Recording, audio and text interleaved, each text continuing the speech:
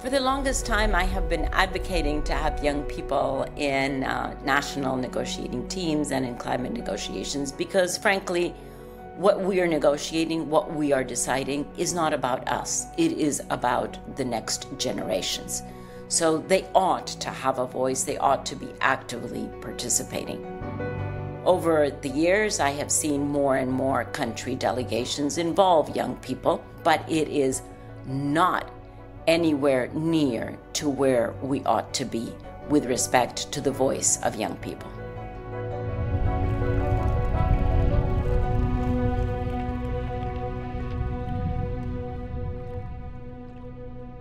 So a tipping point is where a small change makes a big difference to a system, and in the Earth's climate there are a bunch of tipping points we could cross as we keep warming the world up, leading to abrupt and often irreversible changes with big impacts on our societies. We're very close to crossing some tipping points now at 1.2 or 1.3 degrees C of warming.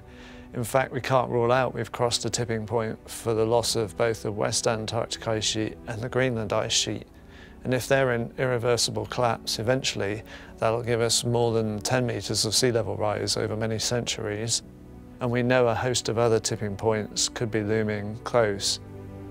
Positive tipping points are where changes in behaviour or technology that are essential to shutting down fossil fuel burning and greenhouse gas emissions become self-propelling changes. If we can trigger positive tipping points and accelerate action at least 5 times to shut down greenhouse gas emissions, then we can avoid an unmanageable future of escalating bad tipping points in the climate. What needs to change right now is the pace of action on climate change. Young people have crucial roles to play in solving the climate crisis. They need to speak truth to power, and power has to listen and respond.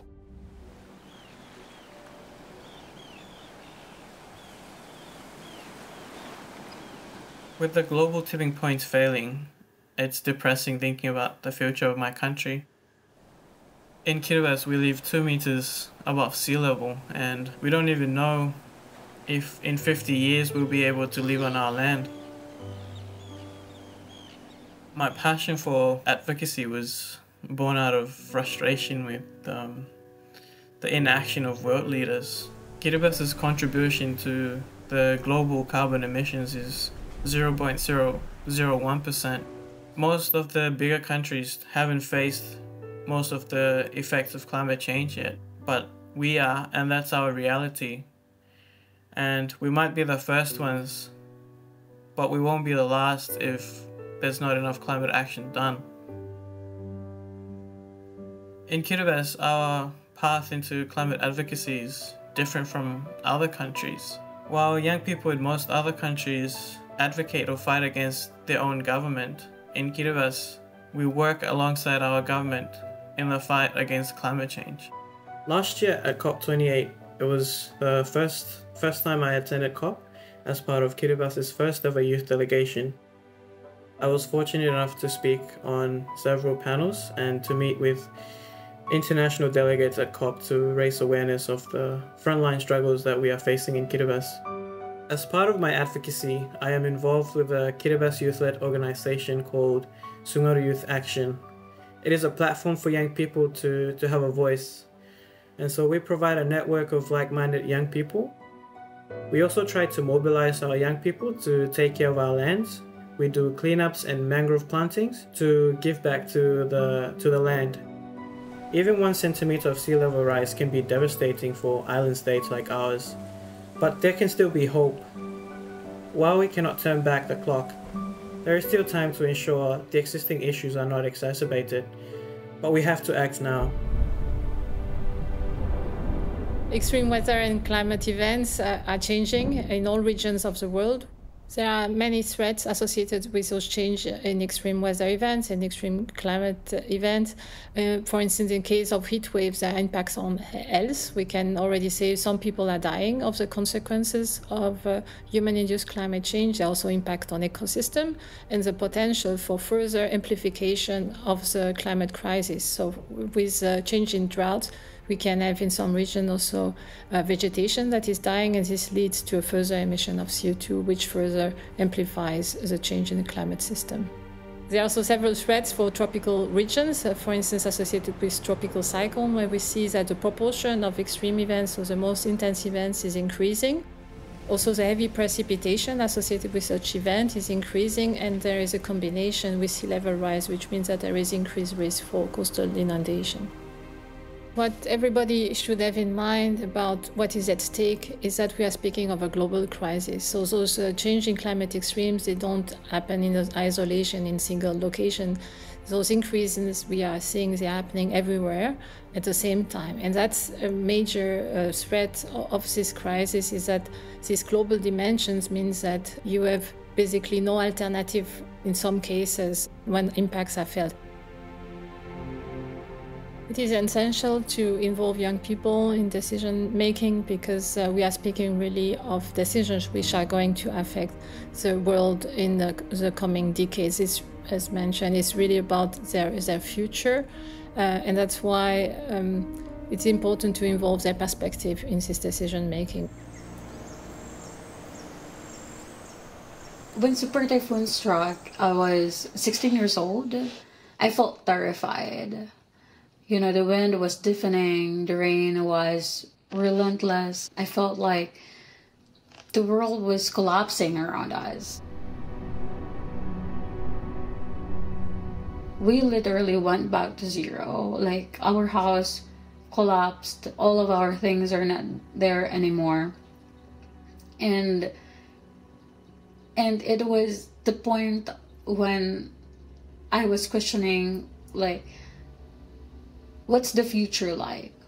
At that point, it was really all about survival. I just refused to accept that this would be the new normal. And I realized, you know, that our community and community like ours around the world were suffering from a crisis we did not cause. So the Climate Justice Liability Petition is asking the Commission on Human Rights to investigate 47 carbon majors for their human rights violations linked to climate change. We submitted the petition in 2015, and it was signed by thousands of people. And after 7 years of battling with carbon majors, going back and forth, we won, and that was historic for us.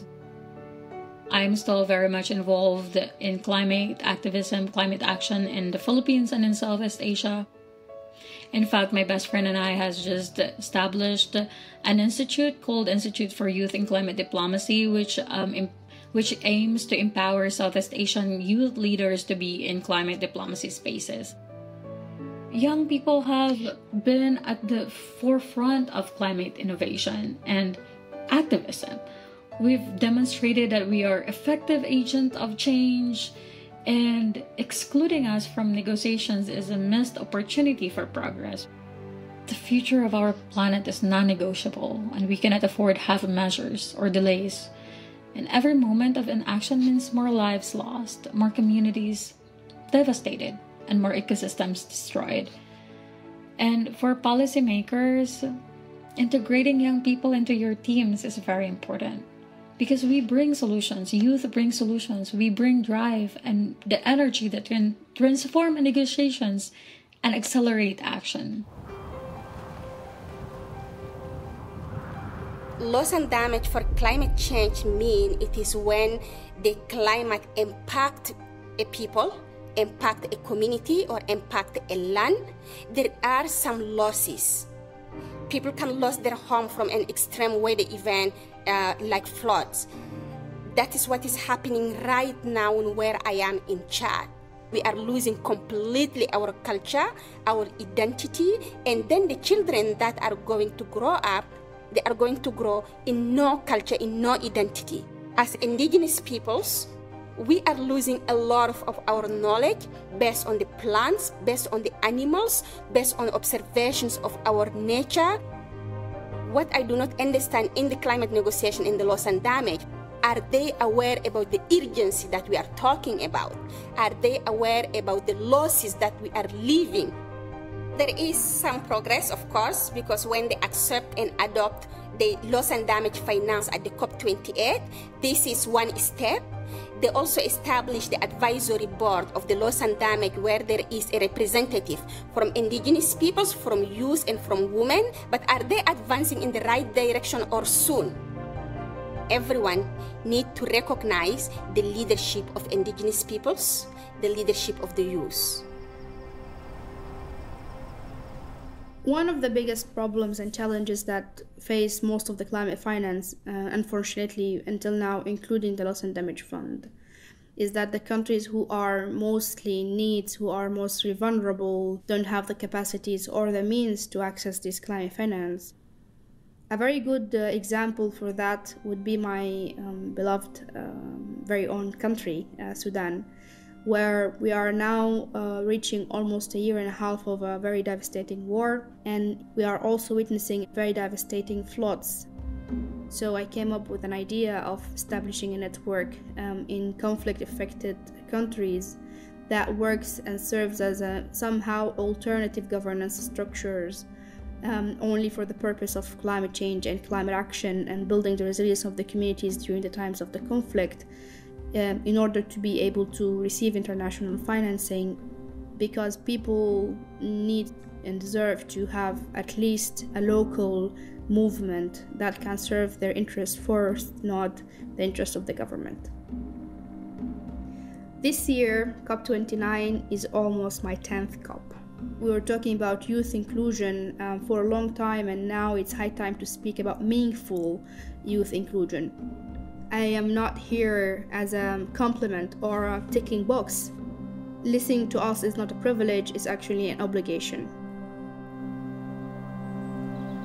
Food systems produce part of the problem of our global climate crisis, but at the same time they suffer the consequences. Climate change basically leads to more frequent climate extremes, bigger climate extremes, and those are a big problem for food systems. So drought events can knock out harvests, kill livestock, tropical storms can wipe out processing and storage facilities, flood events can interrupt access to markets, heat waves in cities can lead to faster food loss.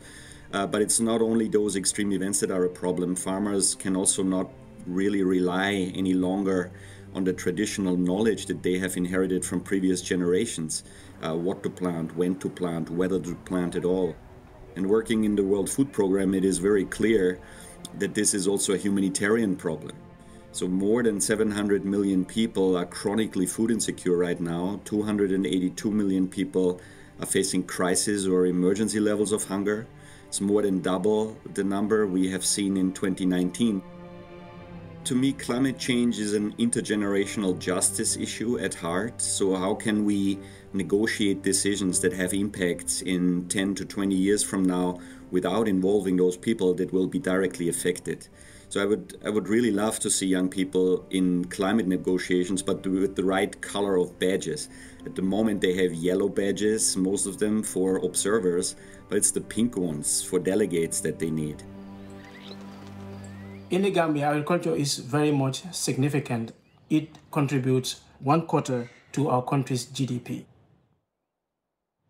Most of these farmers, especially in the rural communities, where 70% of the inhabitants live below the poverty line, all depend on farming to feed their families, but also to earn a living. Climate change has severely devastated our country, especially the farming communities.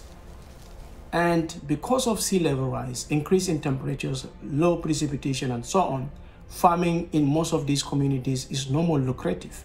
Because if you look at the sea level rise, it's not only causing flooding, but it's also contributing to what we call saltwater intrusion.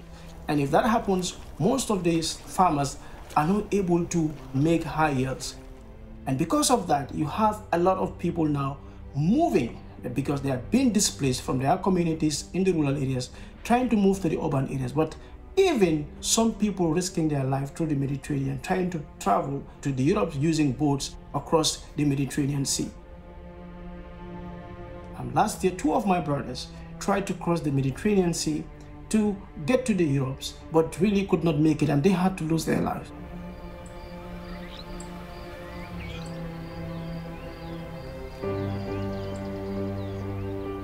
Last year, I was fortunate to be among the 100 delegates by the COP28 presidency.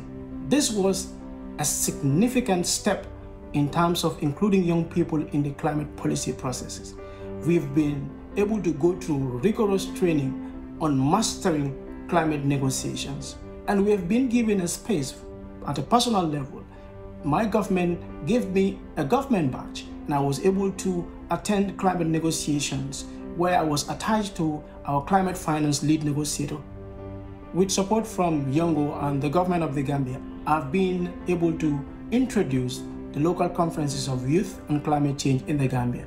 And we are planning to bring more than 200 young people to discuss pertinent issues about climate change in the Gambia, and there's necessary steps that we need to take as a country to be able to address these issues and build the resilience of our communities and our ecosystems. It is important for young people to take practical action on climate change because we are not only victims of climate change, but we are people who are able to provide solutions to the devastating impacts of climate change.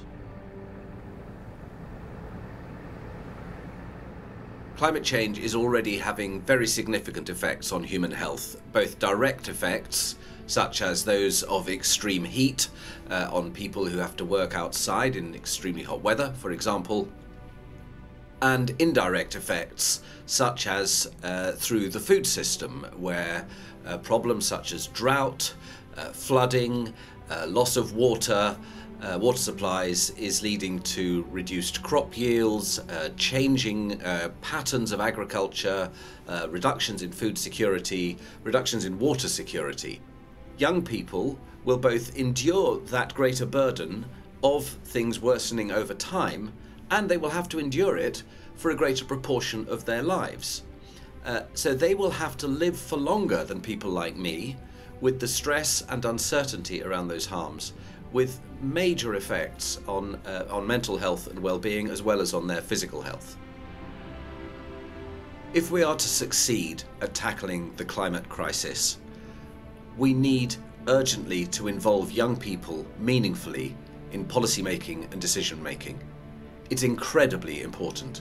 My generation and those before mine have profoundly failed, but we continue to pretend that we deserve to be in charge. We need to end this destructive arrogance and pass on power to people who have the energy and the drive and the knowledge and the understanding and the capacity to do something where we have failed. When I was 17 years old, I had to move from my home country, Venezuela, due to its political and economic crisis, to Bogota with my siblings. Bogota is a huge city. We're talking about 10 million people, and sadly, it's also a very polluted city. So I was born with asthma, and sadly, my asthma got worse as I arrived to Bogota. That has been an ongoing thing in my life. When I moved to New York, now suddenly we didn't have air pollution from trucks, but we have these massive wildfires. And my first 3 months in New York were the same as being super worried that I was gonna land in a hospital due to the smoke of wildfires. And that's what air pollution does. It reminds me a lot of how my own forced displacement was, because it takes away your agency and your capacity to choose. El derecho a no obedecer, or the right to not obey in English, is a social platform that empowers young people to influence public policies and influence social narratives. We work on climate action and clean air, refugees' rights, and civic engagement. To influence the mindset of people in Colombia around clean air, particularly in Bogota, I installed a giant pair of cotton lungs in the middle of one of the busiest public transport stations in the city. And I saw them as they became darker with the day and with air pollution. They started pretty white and they ended up pretty dark.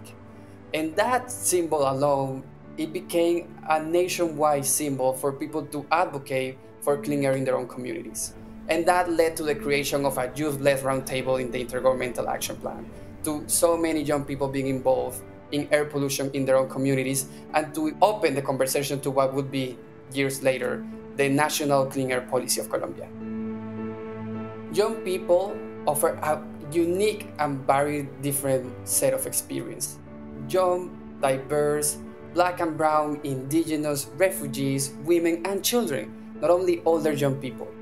And we need to make sure that all of these are involved in the negotiation room, but also in the negotiation teams, that states understand that the effects of the climate crisis are disproportionately affecting the next generations, and we want those generations to be part of the negotiations team in understanding how do I want my country to lead climate action for my generation and for the ones that are coming after me.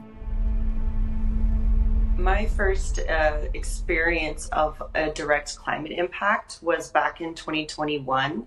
Here in British Columbia, we experienced an unprecedented heat dome that lasted for 27 days and actually caused over 600 heat-related deaths in the province. Wildfires were burning across the whole province, but especially around where my grandparents lived, meaning that they had to be evacuated from their home due to the intensity of the smoke. And I remember how the sky was blotted out, that you could barely see the sun. And I remember my throat was stinging, my eyes and my nose was burning.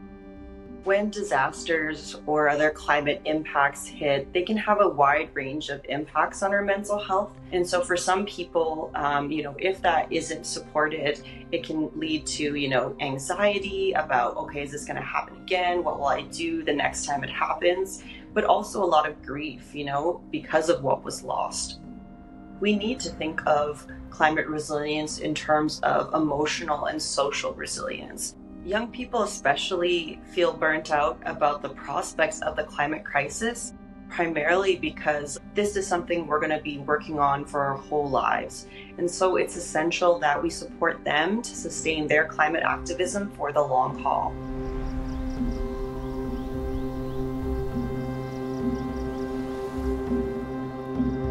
The climate crisis is directly affecting biodiversity, nature in many ways, in particular, really as an accelerant to the crisis that we're seeing in nature through increased flooding, increased storm surges, increased droughts. All of that is impacting biodiversity. And that is again causing an acceleration in the degradation of our planet. So nature has an absolutely critical role when it comes to the fight against the climate crisis. But it's often forgotten, so it's essential that we recognize that nature has 30% of the solution and that we invest in protecting what's left and we restore what we've lost. It's critical that young people are actually at the table. Often, I think policymakers who are of a different generation think that, well, they don't need young people to actually co-design policy. I firmly disagree with that. All of the things that we're trying to do in the nature and climate space, they have to have young people, not only young people's voice, but actually their voice in the right rooms, at the right tables, making the right decisions. South Coast Kenya is facing a lot of challenges in terms of the connection between nature and community. When we encounter sea level rises, a lot of areas in this part of Kenya, the coast area, experience a lot of flooding, and this has led to destruction of forests, of homes, of wetlands, of rivers, which has led to decrease in terms of our biodiversity in this aspect. As Mazingira Initiative, we have been able to work with our 42 indigenous women into this mangrove restoration, which is one of our key focus. And through this, we have been able to plant or restore 10,000 mangroves in a place called Funzi Island. But climate change in terms of sea level rise has caused rampant of infringement of salty water that affects the levels of salinity that the mangroves deserve to survive in. So when we have a lot of these level rises, it leads to effects in terms of the marine life that exists in these mangroves. It is important for young people to take part in climate action because we are the leaders of today and we are charged up to fight and bring justice to our world. So having every youth taking action will bring more about fresh ideas, new solutions, new innovations on how we can prevent and mitigate climate change effects. My call to action to the world leaders, policymakers and negotiators for this year's COP29 is for them to act with ambition, for them to act with accountability, and for them to act with inclusivity, for them to deliver the so long committed climate commitments. we need long-view leadership, thinking beyond short-term political cycles to deliver solutions for both current and future generations.